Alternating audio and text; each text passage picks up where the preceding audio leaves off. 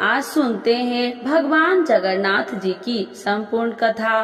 तो एक बार बोलिए प्रेम से जगन्नाथ भगवान की जय, राधे कृष्ण भगवान की जय। एक बार भगवान श्री कृष्ण सो रहे थे और निद्रा अवस्था में उनके मुख से राधा जी का नाम निकला।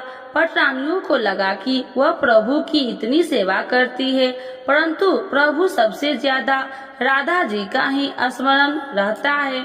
रुक्मणी जी एवं अन्य रानियों ने रोहिणी जी से राधा रानी व श्री कृष्ण प्रेम व ब्रजलीलाओं को वर्णन करने की प्रार्थना की। माता ने कथा सुनाने की हमी तो भर दी, लेकिन यह भी कहा कि श्री कृष्ण व बलराम को इसकी भनक न मिले। तय हुआ कि सभी रानियों को रोहिणी जी का एक गुप्त स्थान पर कथा सुनाएगी, वहाँ कोई और न आए, इसके लिए सुभद्रा जी को पहरा देने के लिए मना लिया गया। सुभद्रा जी को आदेश हुआ कि स्वयं श्री कृष्ण या बलराम भी आए तो उन्हें भी अंदर न आने देना।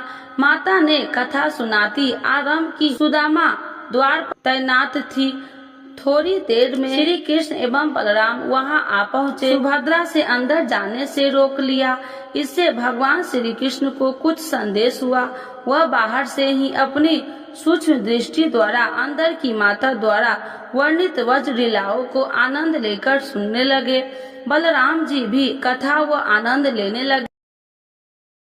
कथा सुनते सुनते श्री कृष्ण बलराम व सुभद्रा के हृदय में ब्रज के प्रति अद्भुत प्रेम भाव उत्पन्न हुआ। उस भाव में उनके पैर हाथ सिकुड़ने लगे जैसे बाल्य काल में थे। तीनों राधा जी की कथा में ऐसे विभोर हुए कि मूर्ति के समान जड़ प्रतीत होने लगे। बड़े ध्यान पूर्वक देखने पर भी उनके हाथ पैर दिखाई नहीं देते थे। सुदर्शन ने भी दबित होकर लंबा रूप धारण कर लिया। उसी समय देव मुनि नारद वहां आ पहुँचे। भगवान के इस रूप को देखकर आश्चर्यचकित हो गए और निहारते रहे। कुछ समय बाद जब त्रंदा भंग हुई तो नारद जी ने प्रणाम करके भगवान श्री कृष्ण ने कहा, हे प्रभु, मेरी इच्छा है कि मैंने आज जो रूप देखा है वह रूप आपके भक्त जनों को पृथ्वी लोक पर चिरकाल तक देखने को मिले। आप इस रूप में पृथ्वी पर वास करें। भगवान श्री कृष्ण नारद जी की बात से प्रसन्न हुए और उन्होंने कहा कि ऐसा ही होगा। कली काल में मैं इसी रूप में नीलाचल क्षेत्र में अपना स्वरूप प्रकट करूंगा। कलयुग आगमन के उपरांत प्रभु की प्रेरणा के मालव राज इंद्र धूम ने भगवान श्री कृष्ण बलभद्र जी और बहन सुभद्रा जी की ऐसी ही प्रतिमा जगन्नाथ मंदिर में स्थापित कराई। यह राजा इंद्रधूमन श्रेष्ठ प्रजा पालक राजा थे। प्रजा उन्हें बहुत प्रेम करती थी। प्रजा सुखी और संतुष्ट थी। राजा के मन में इच्छा थी कि वह कुछ ऐसा करे जिससे सभी उन्हें स्मरण रखे। दिव्य योग से इंद्र धूम के मन में एक अज्ञात कामना प्रकट हुई कि वह ऐसा मंदिर का निर्माण कराए जैसा दुनिया में कहीं और न हो। इंद्र धूम विचारने लगे कि आखिर उनके मंदिर में किस देवता की मूर्ति स्थापित करे। राजा के मन में यही इच्छा और चिंतन चलने लगा। एक रात इसी पर गंभीर चिंतन करते सो गए। नींद में राजा ने एक सपना देखा। सपने में उन्हें एक देववाणी सुनाई पड़ी। इंद्रधूम ने सुना, राजा, तुम पहले नए मंदिर का निर्माण आरंभ करो। मूर्ति विग्रह का चिंता छोड़ दो। उचित समय आने पर तुम्हें स्वयं राह दिखाई पड़ेगी। राजा नींद से जाग उठे। सुबह होते ही उन्होंने अपने मंत्रियों को सपने की बात बताई। राजा पुरोहित के सुझाव पर शुभ मंदिर में पूर्वी समुद्र तट पर एक विशाल मंदिर के निर्माण का निश्चय हुआ। वैदिक मंत्र उच्चारण के साथ मंदिर निर्माण का श्री गणेश हुआ। राजा इंद्रधूम के मंदिर बनाने की सूचना शिल्पियों और कारीगरों को हुई। सभी इसमें योगदान देने पहुँचे।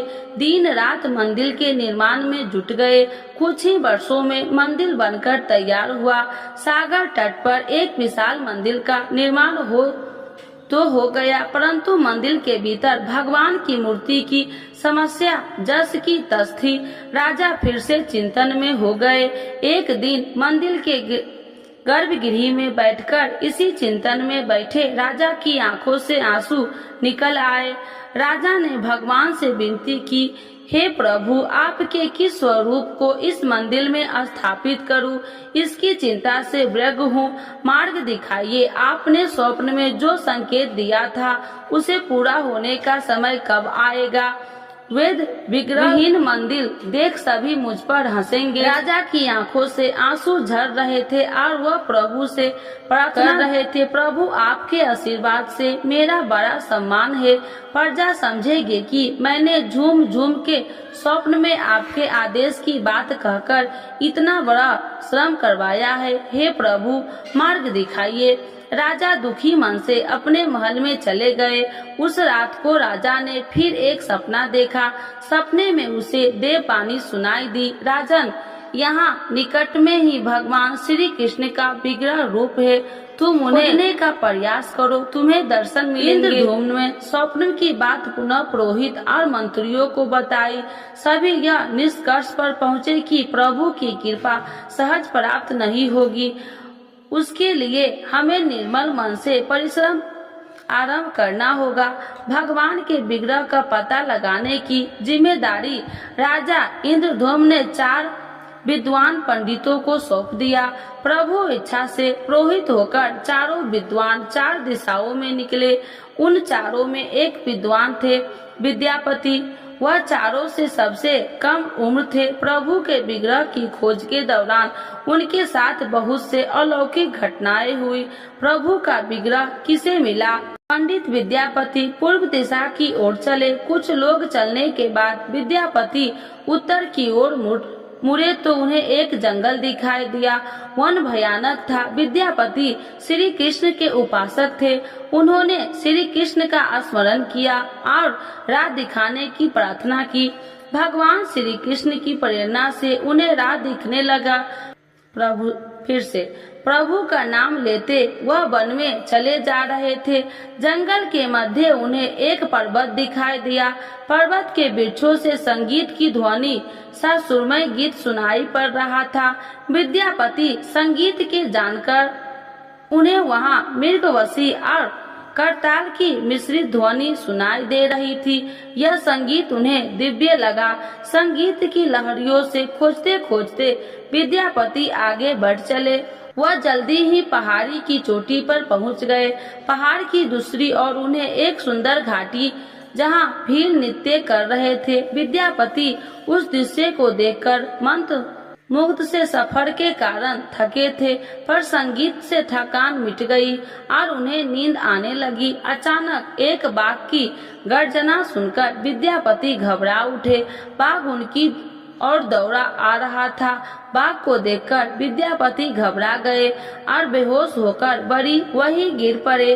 बाघ विद्यापति पर आक्रमण करने ही वाला था कि तभी एक स्त्री ने बाघ को पुकारा। बाघ उस आवाज को सुनकर बाघ मौन खड़ा हो गया। स्त्री ने उसे लौटने की आदेश दिया तो बाघ लौट पड़ा। बाघ उस स्त्री के पैर के पास ऐसे लौटने लगा जैसे कोई बिल्ली पूछ कार सुनकर खेलने लगती है। युवती बाघ की पीठ को प्यार से थपथपाने लगी और बाघ स्नेह से लौटता रहा। वही स्त्री वहाँ मौजूद स्त्रियों में सर्वाधिक सुंदर थी। वह भील के राजा विश्वावसु की एकलौती पुत्री ललिता थी। ललिता ने अपनी सेविका को अचेत विद्यापति की देखभाल के लिए भेजा। सेविकाओं ने झरने से जल लेकर विद्यापति पर छिड़का। कुछ देर के बाद विद्यापति की चेतना लौटी। उन्हें जल पिलाया गया। विद्यापति सब देखकर कुछ आश्चर्य में थे। ललिता विद्यापति के पास आई और पूछा, आप कौन है और भयानक जानवरों से भरे इन वन में आप कैसे पहुँचे?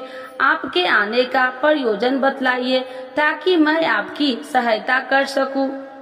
विद्यापति के मन से बाघ का भय पूरी तरह गया नहीं था। ललिता ने यह बात भांप ली और उन्हें सांत्वना देते हुए कहा, भी पर आप मेरे साथ चले। जब आप स्वस्थ हो तब अपने लक्ष्य की ओर प्रस्थान करें। विद्यापति ललिता के पीछे पीछे उनकी बस्ती की तरफ चल दिए। विद्यापति भीलों के पाजा विश्वावसु से मिले और उन्हें अपना परिचय दिया। विश्वावसु विद्यापति जैसे विद्वान से मिलकर बड़े प्रसन्न हुए। विश्वावसु के अनुरोध पर विद्यापति कुछ दिन वहां अतिथि बनकर रुके। वह भीलों को धर्म और ज्ञान का उपदेश देने लगे। उनके उपदेश से विश्वावसु तथा ललिता बड़ी रुचि के साथ सुनते थे। ललिता के मन में विद्यापति के लिए अनुराग पैदा हो गया। विद्यापति ने भी भांप लिया कि ललिता जैसी सुंदरी को उनसे प्रेम हो गया है, किंतु विद्यापति एक बड़े कार्य के लिए निकले थे। अचानक एक विद्यापति बीमार हो गए। ललिता ने उसकी सेवा शुश्रूषा की। उसके विद्यापति के मन में भी ललिता के लिए प्रीत प्रेम भाव पैदा हो गया। विश्वावसु ने प्रस्ताव रखा कि विद्यापति ललिता से विवाह कर लो। विद्यापति ने इसे स्वीकार कर लिया। कुछ दिनों में सुखमय बीते। ललिता से विवाह करके विद्यापति प्रसन्न तो था, पर जिस महत्वपूर्ण कार्य के लिए वह आए थे वह अधूरा था। वही चिंता उन्हें बार बार सताती थी। इसी बीच विद्यापति को एक विशेष बात पता चली। विश्वावसु हर रोज सवेरे उठकर कहीं चला जाता था और सूर्योदय के बाद ही लौटता था। कितनी भी विकट स्थिति हो, उसका यह नियम कभी नहीं टूटता था। विश्वावसु के इस व्रत पर विद्यापति को आश्चर्य हुआ। उनके मन में इस रहस्य को जानने की इच्छा हुई। आखिर विश्वावसु जाता कहाँ है? एक दिन विद्यापति ने ललिता से इस संबंध से पूछा। ललिता यह सुनकर सहम गई। वह रहस्य विद्यापति के कार्य में सहयोगी था या विद्यापति पत्नी के प्रेम में मार्ग भटक गए। विद्यापति ने ललिता से इसके पिता द्वारा प्रतिदिन सुबह किसी अज्ञात स्थान पर जाने और सूर्योदय के पूर्व लौट आने का रहस्य पूछा। विश्वावसु का नियम किसी हाल में नहीं टूटता था, चाहे कितनी भी विकट परिस्थिति हो। ललिता के सामने धर्म संकट आ गया। वह पति की बात को ठुकरा नहीं सकती थी, लेकिन पति जो पूछ रहा था वह उसके वंश की गोपनीय परंपरा से जुड़ी बात थी, जिसे खोलना संभव नहीं था। ललिता ने कहा, स्वामी, यह हमारे कुल का रहस्य है, जिसे किसी के सामने खोला नहीं जा सकता, परंतु आप मेरे पति हैं और मैं आपका कुल का पुरुष मानते हुए जितना संभव है उतना बताती हूँ। यहाँ से कुछ दूरी पर एक गुफा है, जिसके अंदर हमारे कुल देवता है। उनकी पूजा हमारे सभी पूर्वज करते आए हैं। यहाँ पूजा निवाद चलनी चाहिए। उसी पूजा के लिए पिताजी रोज सुबह नियमित रूप से जाते हैं। विद्यापति ने ललिता से कहा कि वह भी उनके कुल देवता के दर्शन करना चाहते हैं। ललिता बोली, यह संभव नहीं है। हमारे कुल देवता के बारे में किसी को जानने की इच्छा है। यह सुनकर मेरे पिता क्रोधित हो जाएंगे।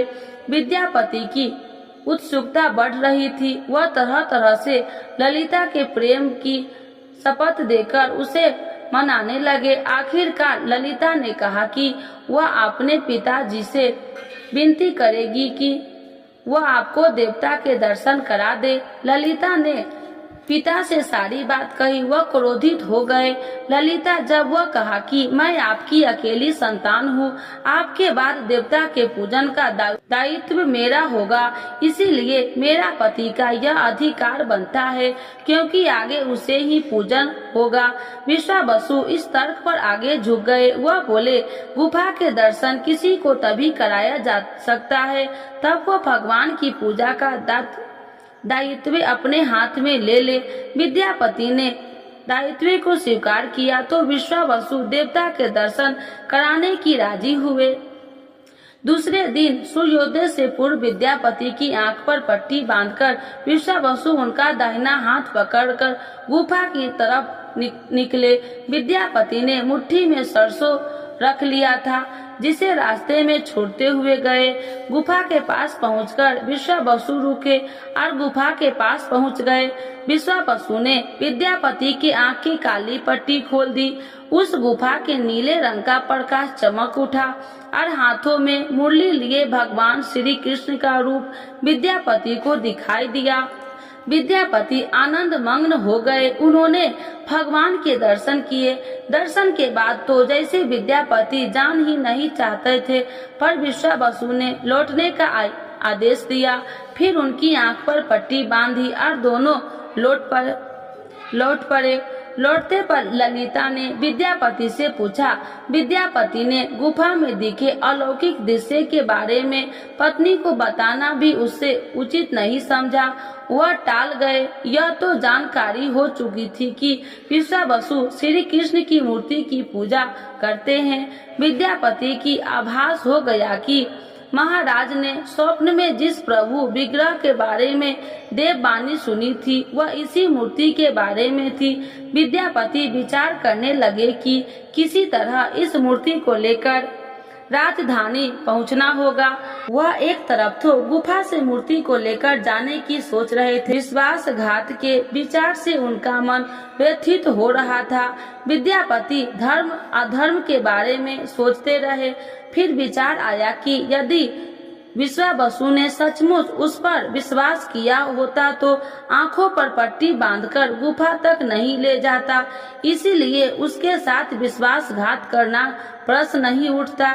उसने गुफा से मूर्ति चुराने का मन बना लिया। विद्यापति ने ललिता से कहा कि वह अपने माता पिता के दर्शन करने के लिए जाना चाहता है।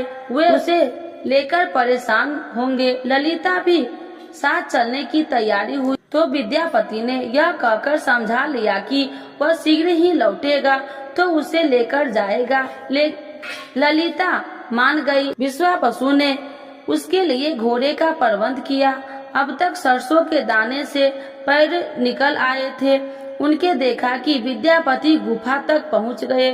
उसके भगवान की स्तुति की और क्षमा प्रार्थना के बाद उनकी मूर्ति उठाकर झोली में रख ली। शाम तक वह राजधानी पहुंच गया और सीधा राजा के पास गया। उसने दिव्य प्रतिमा राजा को सौंप दी और पूरी कहानी सुनाई। राजा ने बताया कि उसने कल एक सपना देखा कि सुबह सागर में एक कुंदा बहकर जाएगा। उस कुंदे की नक्काशी करवाना, भगवान की मूर्ति बनवाना लेना, जिसका अंश तुम्हें प्राप्त होने वाला है वह भगवान श्री कृष्ण विष्णु का स्वरूप होगा। तुम जिस मूर्ति को लाए हो वह भी भगवान विष्णु का अंश है। दोनों आश्वस्त थे कि उनकी तलाश पूरी हो गई है। राजा ने कहा कि जब भगवान द्वारा भेजी लकड़ी से हम इस प्रतिमा का बड़ा स्वरूप बनवा लेंगे, तब तुम अपने ससुर से मिलकर उन्हें मूर्ति वापस कर देना। उनके कुल देवता का इतना बड़ा विग्रह दिव्य मंदिर में स्थापित देखकर उन्हें खुशी ही होगी। दूसरे दिन सूर्योदय से पूर्व राजा विद्यापति तथा मंत्रियों को लेकर सागर तट पर पहुंचा। स्वप्न में आकर स्वप्न के अनुसार एक बड़ा कुंदा पानी में बहकर आ रहा था। सभी उसे देखकर प्रसन्न हुए। 10 नावों पर बैठकर राजा के सेवक उस कुंदे को खींचने लगे। मोटी मोटी रस्सियों से कुंदे को बांधकर खींचा जाने लगा, लेकिन कुंदा टस से मस नहीं हुआ और लोग गए, लेकिन सैकड़ों लोग और नावों का प्रयोग करके भी कुंदे को हिलाया तक नहीं जा सकता। राजा का मन उदास हो गया। सेनापति ने एक लंबी सेना कुंदे को खींचने के लिए भेज दी। सारे सागर में सैनिक ही सैनिक नजर आ गए, लेकिन सभी मिल के कुंदे को अपने स्थान से हिला तक नहीं सके। सुबह से रात हो गई। अचानक राजा के काम रोकने का आदेश दिया। उसने विद्यापति को अकेले में ले जाकर कहा कि वह समस्या का कारण जान गया है। राजा के चेहरे पर संतोष के भाव थे। राजा ने विद्यापति को गोपनीय रूप से करने की बात कही। राजा इंद्रधूम ने कहा कि अब भगवान का विग्रह बन जाएगा। बस एक काम करना होगा। भगवान श्री कृष्ण ने राजा को ऐसा क्यों संकेत दिया था कि उसकी सारी परेशानी समाप्त हो गई। यह प्रश्न राजा इंद्रद्युम्न को भगवान की प्रेरणा ने समझ में आने लगा कि आखिर प्रभु के विग्रह के लिए जो लकड़ी का कुंदा पानी में बहकर आया है वह हिल डुल भी क्यों नहीं रहा। राजा ने विद्यापति को बुलाया और कहा, तुम जिससे दिव्य मूर्ति को अपने साथ लाए हो उसकी अब तक तो पूजा करता आया था, उसे तुरंत भेंट करके क्षमा मांगनी होगी। बिना उसके स्पर्श किए यह कुंदा आगे नहीं बढ़ सकता। राजा इंद्रद्युम्न ने और विद्यापति विश्वावसु से मिलने पहुँचे। राजा ने पर्वत की चोटी से जंगल की देखा तो उसकी सुंदरता को देखता ही रह गया। दोनों भीलों की बस्ती की ओर चुपचाप चलते रहे। इधर विश्वावसु ने अपने नियमित दिनचर्या के हिसाब से गुफा में अपने कुल देवता की पूजा के लिए चले। वहां प्रभु की मूर्ति गायब देखी तो समझ गए कि उनके दामाद ने ही यह छल किया है। विश्वावसु लौटते और ललिता को सारी बात सुना दी। विश्वावसु पीड़ा से घर के आंगन में पछाड़ खाकर गिर गए। ललिता अपने पति द्वारा किए गए विश्वासघात से दुखी थी और स्वयं को इसका कारण मान रही थी। पिता पुत्री दिन भर विलाप करते रहे। उन दिनों में अत्र का एक दाना भी न छुआ। अगली सुबह विश्वावसु उठे और सदा की तरह अपनी दिनचर्या का पालन करते हुए गुफा की तरफ बढ़ निकले। वह जानते थे कि प्रभु की विग्रह वहाँ नहीं है, फिर भी उनके पैर गुफा की ओर खींचे चले जाते थे। विश्वावसु के पीछे ललिता और रिश्तेदार भी चले। विश्वावसु गुफा के भीतर पहुँचे। वहाँ भगवान की मूर्ति थी। उस चट्टान के पास खड़े होकर हाथ जोड़कर खड़े रहे, फिर उसी छोटी चट्टान पर गिर गए और बिलख बिलख कर रोने लगे। इनके पीछे प्रजा भी रो रही थी। एक भील युवक भागता हुआ गुफा के पास आया और बताया कि उसने महाराज और उनके साथ विद्यापति को बस्ती की ओर से आते देखा। यह सुनकर सब चौंक उठे। विश्वावसु राजा के स्वागत में गुफा से बाहर आए, लेकिन उनकी आंखों में आंसू थे। राजा इंद्रद्युम्न विश्वास के पास आए और उन्हें अपने हृदय से लगा लिया। राजा बोले, भील राज, तुम्हें कुल देवता की प्रतिमा का चोर तुम्हारा दामाद नहीं है। उसने तो अपने महाराज के आदेश का पालन किया। यह सुनकर सब चौंक उठे। विश्वावसु ने राजा को आसन दिया। राजा ने उस विश्वावसु को शुरू से अंत तक पूरी बात बताकर कहा कि आखिर क्यों यह सब करना पड़ा। फिर राजा ने उसने अपने स्वप्न और फिर जगन्नाथपुरी के सागर तट पर मंदिर निर्माण की बात कह सुनाई। राजा ने विश्वावसु से प्रार्थना की, भील सरदार विश्वावसु, कई पीढ़ियों से आगे वंश के लोग भगवान की मूर्ति को पूजते आए हैं।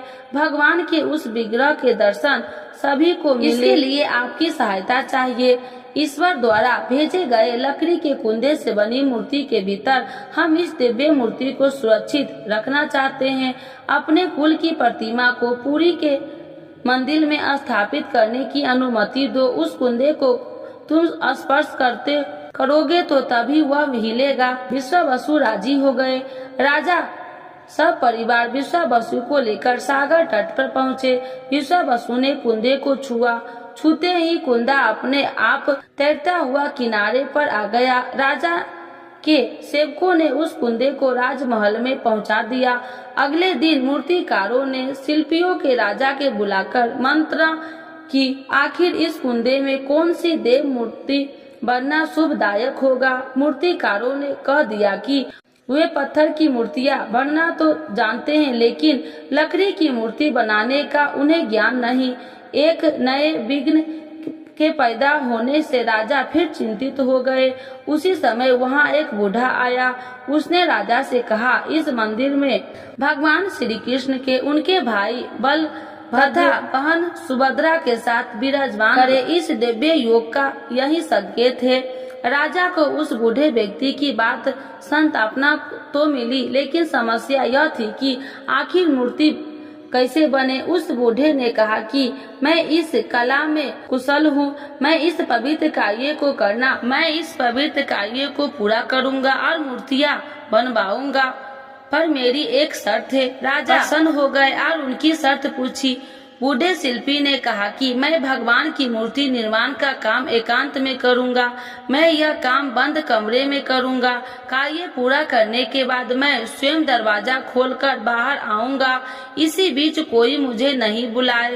राजा सहमत थे, लेकिन उन्हें एक चिंता हुई और बोले कि यदि कोई आपके पास नहीं आएगा तो इसी हालत में आपके खाने पानी का व्यवस्था कैसे होगी। शिल्पी ने कहा, जब तक मेरा काम पूर्ण नहीं होता है मैं कुछ खाता पीता नहीं हूँ। राजा मंदिर के एक विशाल कक्ष में उस बूढ़े शिल्पी के स्वयं को 21 दिन के लिए बंद कर लिया और काम शुरू कर दिया। भीतर से आवाज आती थी। महारानी गुड़िया देवी दरवाजे से कान लगाकर अक्सर छेनी हथौड़ी के चलाने की आवाजें सुनती थी। महारानी रोज की तरह कमरे के दरवाजे से कान लगाकर खड़ी थी। 15 दिन बीते थे कि उन्हें कमरे से आवाज सुनाई पड़नी बंद हो गई।